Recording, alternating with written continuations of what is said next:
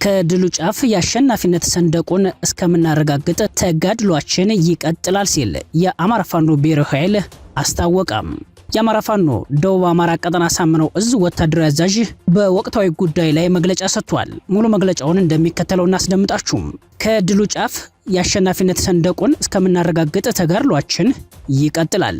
ከአማራ ፋኖ ብሔራዊ ኃይል ደቡብ አማራ ቀጠና አሳምነው እዝ ወታደራዊ አዛዥ የተሰጠ ወቅታዊ መግለጫ። ታላቁ የአማራ ሕዝብ በአሁኑ ሰዓት የህልውና አደጋ የተጋረጠበትም ሕዝብ ብቻ ሳይሆን እየጠፋ ያለ ሕዝብ ነው። እኛ ደግሞ የዚህ እየጠፋ ያለ ሕዝብ ልጆች ነን እና ሕዝባችንን ከጥፋት ለመታደግ የትጥቅ ትግል ላይ እንገኛለን። በዚህ ትግል ደምና አጥንት እየገበረ አማራ በልጆቹ የከበረ መስዋዕትነት ህልውናውን ለማረጋገጥ የትውልድ ትግል ላይ እንገኛለን። ስለዚህ ይህን ህዝብ ማሰልጠን፣ ማደራጀት፣ ማስታጠቅና ማንቃት መብት ሳይሆን አማራዊ ግዴታችን በመሆኑ ድርጅታዊ ትግላችን በዚህ አውድ ይቃኛል።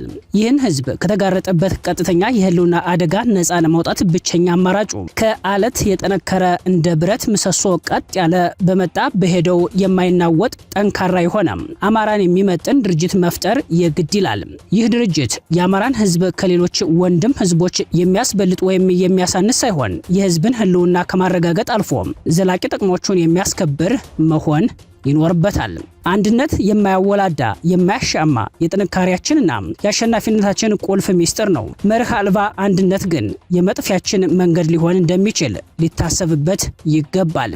የትግል ስልታችንንና የትግል መስመራችንን የአማራን ህዝብ ባህልን፣ ሃይማኖትን፣ ቋንቋንና ሌሎች ሁነቶችን ያማከለ ሊሆንም ይገባል።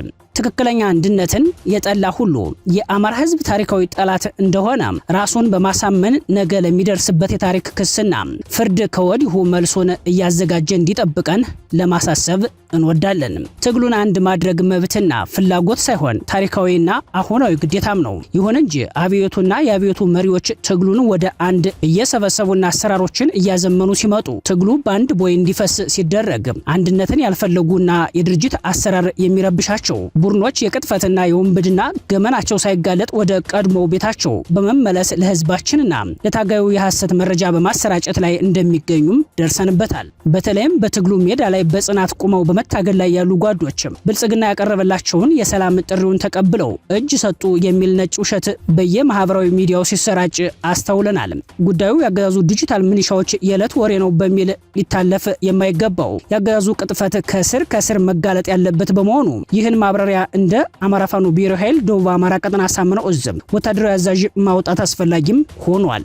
እውነተኛ የትግል ዓላማ ይዘው ለትግል የወረዱ የትግል ጓዶች አሁንም በትግሉ ሜዳ ላይ ናቸው። ስለሆነም እነዚህ ሰርጎ ገብ ኃይሎች በትግሉ ውስጥ ምንም አይነት ሚና ያልነበራቸውና የአማራን ትግል በውሉ ያልተረዱ የፖለቲካ ድኩማን መሆናቸው ሊታወቅ ይገባል። ትናንት እንደነበሩት ሰርጎ ገቦች ዛሬም ሌላ ሰርጎ ገቦች አሉ፣ ነገም ይኖራሉ። ይህ በየትኛውም አብዮት ውስጥ ያለና የነበረ ነው፣ ወደፊትም ይቀጥላል። በየደረጃው ያላችሁ የዚህ አብዮት መሪዎች ጠላት አሰሱንም ገሰሱንም መሰብሰብ ይወዳልና ጠላቶቻችን እያንዳንዷን ክፍተት እንዳይጠቀሙና እኛው ለኛው እኛው በእኛው በሚለው ብሂላዊ አነጋገር የመመካከር የመወያየት የመወቃቀስ ልምዳችን የዳበረና የፈረጠመ ሊሆን ይገባል። ከዚህ ቀደም በነበሩ የእርስ በርስ ሽኩቻዎች ያተረፈው አገዛዙ እንጂ ታጋዩ እንዳልሆነ ይታወቃል። አሁን ግን ሁሉንም ስለ አማራ ህዝብ ብለን ትላንት ከጎናችን እኛናም ነው ውድ ህይወታቸውን ለገበሩ ጡታቸው በተቆረጡት እህቶቻችን ካንተ በፊት እኔን ላሉት ወገኖቻችን በጅምላ ለተጨፈጨፉት የሃይማኖት አባቶች በግፍ ስለተደፈሩት ህፃናትና እናቶች እንደ ፍየል ተዘቅዝቀው ቆዳቸው ስለተገፈፉት ወገኖቻችን በጅምላ በየአደባባዩ ስለተጨፈጨፉትና ዓለም ላይ ተፈጽመው የማያውቁ ሌሎች ግፎችን ስለተፈጸመበት ህዝባችን ብለን በአንድ ወጥ ራይ ተልኮና ግብ ህዝባችንን ልንታደገው ግድ ይለናል። ይህ ካልሆነ ግን ታሪክ አፉን ከፍቶ ይጎርሰናል፣ ያጠፋናል። ህልውናችን በተባበረ ክንዳችን ፊታውራሪ ባይ ያለባቸው የአማራ ፋኖ ብሔራዊ ኃይል ደቡብ አማራ ቀጠና አሳምነው እዝ ወታደራዊ አዛዥ። የፍሪ ፕሬስ አድማጭ ተመልካቾቻችን የአማራ ፋኖ ብሔራዊ ኃይል ደቡብ አማራ ቀጠና የሰጠውን ወቅታዊ መግለጫ አስደመጥናችሁ። አብራችሁን ስለቆያችሁ ላቅ ያለ ምስጋና አለን። ጤና ይስጥልን።